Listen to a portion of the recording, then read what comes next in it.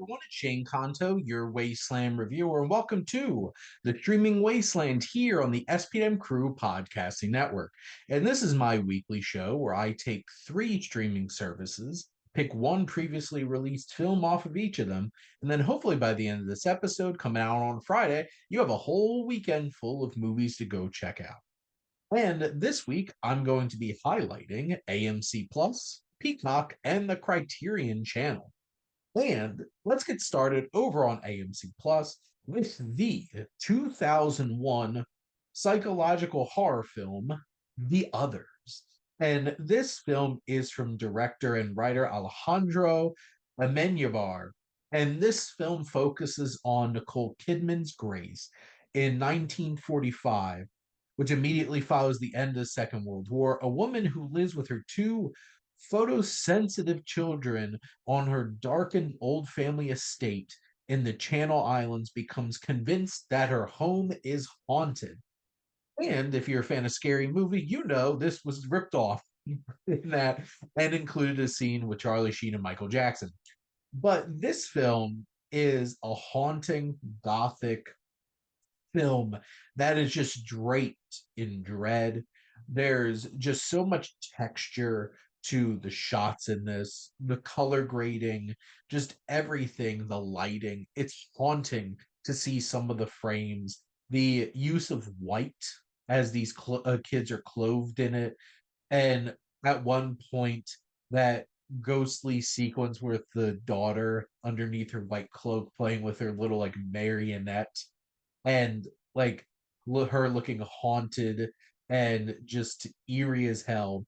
It is a wild film that is so like burrows underneath the skin in such a haunting and complex way.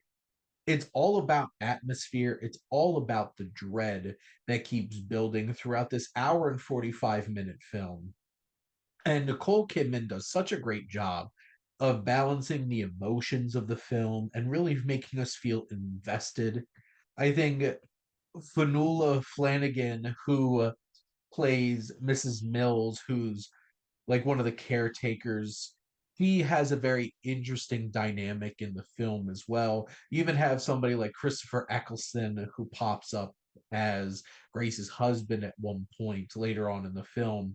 But this is quite the haunting and eerie cinematic experience. And it's one of those kinds of films that has a very, very famous twist in it, and it completely recontextualized the whole entire context of this film that works in such an amazing way. The sound design, the technical prowess that came into this film that just brings it all together is so impressive and eerie and haunting.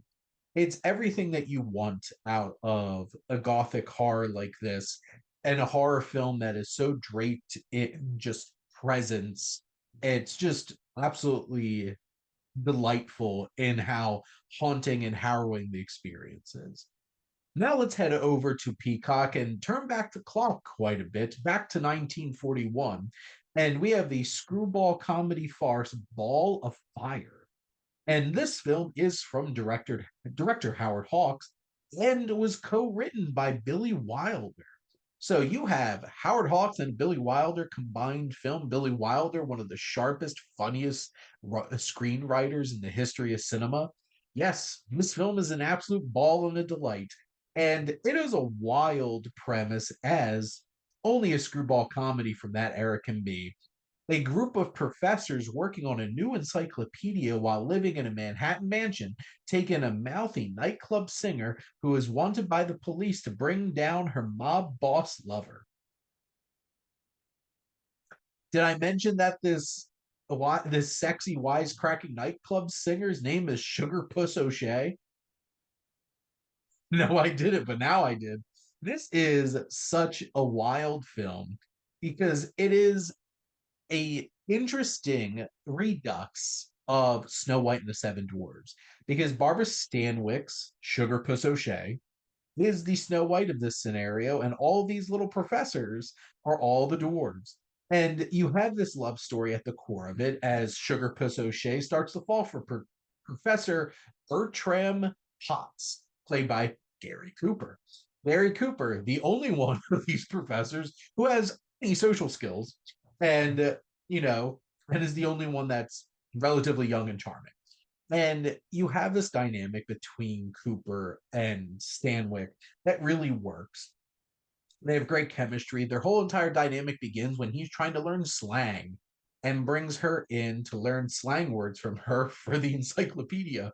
And the fact that this is also a mob movie on top of a rom-com about a encyclopedia writing professor and a saucy and sexy nightclub singer just feels so ridiculous. And it is ridiculous, and only people like Billy Wilder and Howard Hawks can make this work. And special shout out to all of these fun character actors from Henry Travers, aka Clarence from It's a Wonderful Life, Richard Hayden, who's the voice of the caterpillar from Alice in Wonderland, and also Max from The Sound of Music, and a whole bunch of other fun performances from these weird, quirky little professor characters. And this has like the shocking violence. Like these are mob people. People get shot at and all kinds of stuff. They have fun Rube Goldberg machines and slapstick comedy. This film has it all. It is a wild, bonkers, charming little flick. And it is a little long at almost 2 hours, but it is so funny and strange and quirky. And with Cooper and Stanwyck to anchor this down, and Hawks' great direction and some really clever Billy Wilder writing, Ball of Fire is a ball of fun for sure. And yes, I enjoyed making that joke, so you can appreciate it. But this is quite the delight. And if you do enjoy some screwball comedies from back in the day, this certainly is one of those films that checks all those boxes and offers up a crazy fun time. And now for something completely different over on the Criterion Channel, we're jumping back to 1971 and focusing on the dystopian science fiction film THX 1138. And this is part of a new series that the Criterion Channel is highlighting, specifically about films dealing with science fiction. And specifically, this is quite the strange one. This is surveillance cinema that they're highlighting with films like The Conversation, The Truman Show, Minority Report, A Scanner Darkly, Gattaca, and THX 1138. This lean 1 hour and 26-minute film is a wild 25th century dystopia in the future, a time when people have designations instead of names, a man THX 1138 and a woman LUH 3417 rebel against a rigidly controlled society. And what's so fascinating about this film, this was written and directed by George Lucas. This is, but like you have American Graffiti and then you have Star Wars. But this is that strange, weird little project that George Lucas did, starring Robert Duvall as THX, Donald Pleasance as SCN, and some other talented character actors like Sid Haig's in this, of Rob Zombie movie fame. It's a fascinating, crazy, strange dystopia with all kinds of impressive special effects and world building that Lucas just dives deep into. Narratively, it's a bit of a wonder. It's a bit of a mystery. It is a bit of a loose, strange experience. But it's a cinematic experience that has incredible design, the cinematography, the sound design, the music, the everything that goes into crafting the costuming and the production design. There's so much iconic imagery from this film. It is a wild cinematic experience that is more of an experience than it is a story really being told, but it also has a lot of compelling thematic elements in terms of humanity. It's just special effects driven, incredible visuals, and such a challenging and strange experience. Robert Duvall and Donald Pleasance have memorable performances, interesting presence in this film.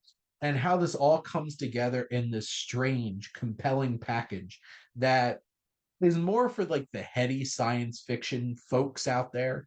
This is not Star Wars. This is not a fun time, but is an engaging and compelling experience that will get you lost in this strange cinematic world that George Lucas crafted himself. But that's a wrap on another episode of the Streaming Wasteland. So let's do a little bit of a recap. So over on AMC Plus, we have 2001's The Others. Over on Peacock, we have 1941's Ball of Fire. And over on the Criterion Channel for their surveillance cinema series, they have THX 1138 from 1971. So, yes, as I realized this, every single one of these films came out in the 2001, 1941, and 1971. That was not done on purpose, but that's a fun little coincidence. Thank you for listening. Make sure to like, comment, and share on this episode. Do you have any particular favorite sci-fi dystopias that you really enjoy? Do you have a good screwball comedy that you enjoy, recommend from those 30s, 40s era of comedy? And what's that one big movie twist that really got you? Because I remember watching The Others for the first time and not knowing the twist and being like, what? So make sure to comment. But make sure to follow or subscribe wherever you listen to your podcast. The SPM Crew Podcasting Network has plenty of different kinds of shows to check out and great content, whether we're talking about film, television, music, sports, physical media, comics, we're just talking about life with Luke. And if you're interested in starting a podcast, we're always looking for new collaborators, or if you want to join any of the shows, let us know. And if you like our logo, go check out HiFlyer Creative for any of your digital marketing needs. But most importantly, thank you as always for tuning in and supporting the Streaming Wasteland here on the SPM Crew Podcasting Network.